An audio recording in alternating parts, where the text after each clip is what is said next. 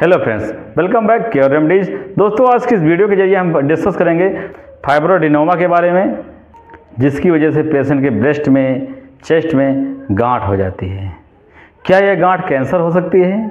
आखिर क्यों 20 से 40 साल की महिलाओं में ही क्यों होती है? इन सभी सवालों का जवाब मिलेगा आपको इस वीडियो में। दोस्तों, फाइब्रोएडेनोमा फाइब्रोस टिश्यू के कारण होता है।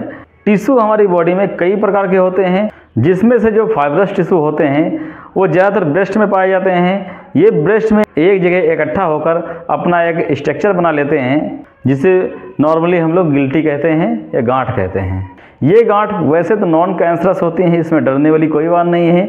इसका अगर टाइम से इलाज किया जाए तो ये ट्रीटमेंट के थ्रू ठीक हो सकती हैं। लेकिन हमारी कुछ माताएं बहनें ये डर के मारे यहाँ पे ऑपरेशन करवा लेती हैं, सर्जरी करवा लेती हैं।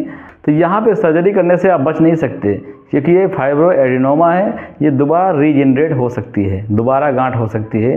तो यहाँ पे आपको अवेयरनेस की ज़रूरत है, आपको समझने की ज़रूरत है कि जो हमारे चेस्ट में गांठ है, जो हमारे चेस्ट में सिस्ट है, तो वो किस टाइप की है, कहीं फाइब्रोएडेनोमा तो नहीं है। उसको बिना कंफर्म कराए आपको सर्जरी नहीं करवानी चाहिए, ये मेरी राय है। मतलब आप स्वयं उसको कंफर्म कर सकते हैं। अगर वो गांठ मूवेबल है, मतलब फाइब्रोएडेनोमा है, और जो कैंसरस सिस्ट होती हैं, गांठ होती है, उनमें पेनलेस होती हैं, ज़्यादातर पेन नहीं होता है, और मूवेबल भी बहुत ही कम होती हैं। लेकिन अगर आपको ये नहीं समझ में आ रहा है तो आप तुरंत अपने डॉक्टर को दिखाइए।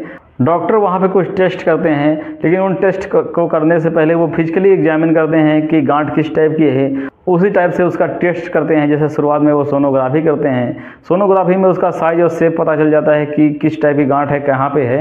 अगर तब भी कंफर्म नहीं हो पा रही कि गांठ है, कैसी है, किस टाइप की है, कहीं उनको डाउट लग रहा है कि कैंसर तो नहीं है, तो कैंसर की जाँच के लिए वहाँ पर उसकी FNAC और बायोप्सी करवाते हैं। जो गांठ है वहीं से उसका सैंपल कलेक्ट कर लिया जाता है और उसको टेस्टिंग के लिए भेज दिया जाता है। आफ्टर रिजल्ट के बाद वो लोग चेक करते हैं कि रिजल्ट में क्या आया है। अगर कैंसर पॉजिटिव पेशेंट होता है, मतलब मींस कैंसर उसको है, तो उस कंडीशंस में वो रेडियोथेरेपी करते हैं, कीमोथेरेपी करते हैं। अगर उससे भी नहीं सही हो पा रहा है, तब जाके वहाँ पे वो सर्जरी करते हैं। तो मतलब यहाँ पे समझने की ये बात है कि अगर आपको गांठ लगे तो आपको तुरंत परेशान होने की बात नहीं है।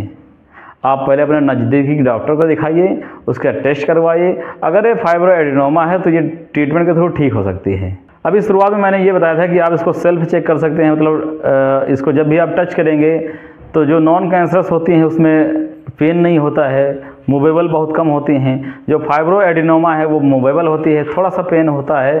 लेकिन यहाँ पे एक चीज़ ध्यान देने वाली ये बात है कि अगर इसका कलर चेंज होता दिखे, या वहाँ के स्पेशल एरिया से, मतलब जो निप्पल होते हैं वहाँ से अगर वो फ्लूइड निकल रहा है, वो कलरलेस है, मटमैले कलर का है या ब्लड जैसा है, तब आपको वहाँ पे तुरंत अपने डॉक्टर को दिखाना चाहिए, क्योंकि ये कोई नॉर्मल गांठ नहीं हो सकती।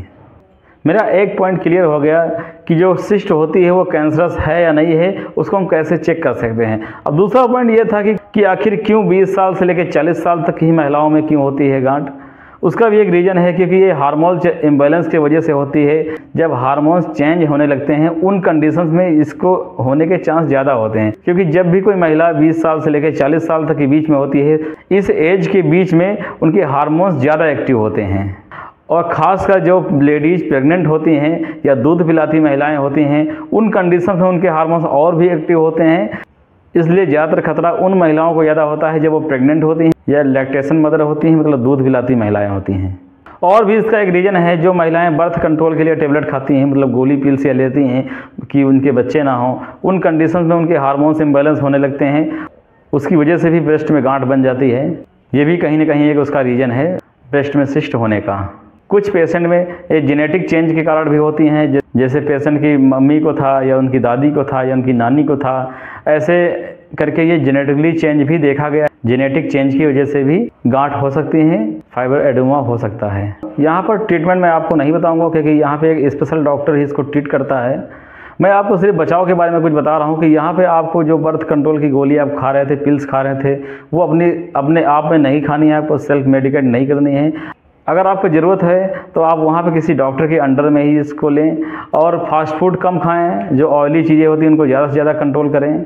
स्पाइसी कंट्रोल करें, और अगर आपका वेट ज़्यादा है तो वहाँ पे डेली एक्सरसाइज करें। ये थी एक बेहतरीन इन्फॉर्मेशन फाइब्रोएडेनोमा के बारे में कि कैसे गांठ होती हैं, किस टाइप की होती हैं, क्या वो कैंसरस हैं या नहीं हैं, सब कुछ हम जान लिए इस वीडियो के जरिए। अगर वीडियो आपको अच्छा लगा तो वीडियो को प्लीज़ लाइक करें, चैनल को सब्सक्राइब करें, शेयर करें अपने दोस्तों में। मैं मिलता हूँ आपको इस तरह की बेहतरीन इन्फॉर्मेशन के साथ नेक्स्ट वीडियो में। जब तक के लिए प्लीज़ अपना ख्याल रखें, स्वस्थ रहें, मस्त रहें।